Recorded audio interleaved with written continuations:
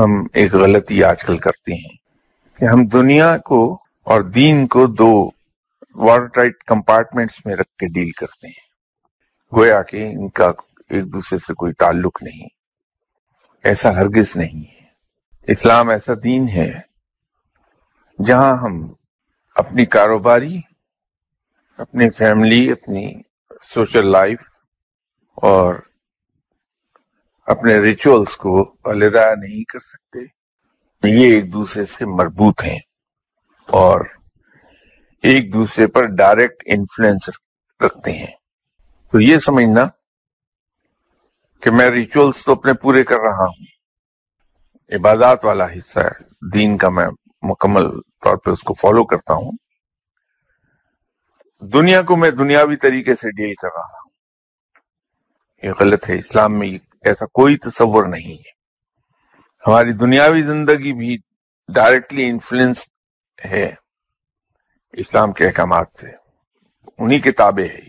میں لاکھ عبادات کرتا رہوں، اگر میں کم تولتا ہوں یا گاہک کے ساتھ جھوٹ بول کے اپنی اشیاء بیچتا ہوں تو یہ معاف نہیں کی جائیں گی کہ میں عبادات کرتا تھا اس لیے یہ معاف کر دیا ہے، اس پہ گرفت ہوگی۔ اس کا ایک سب سے بڑا ثبوت یہ ہے کہ نماز جو بنیادی ارکان اسلام میں بھی سب سے اہم رکن ہے اور قیامت کے روز سب سے پہلے جس کی پوچھ گچھ کی جائے گی، اس کے بارے میں بھی رب نے اسے منسلک کر دیا ایک بات سے، یہ کہہ کے کہ نماز برائیوں سے روکتی ہے۔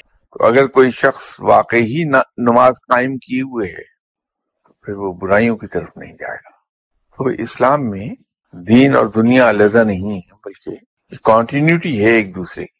تو نام اعمال جب یوم حساب میرے ہاتھ میں آئے گا تو اس وقت جو مجھے پشیمانی ہوگی وہ بے انداز ہوگی اور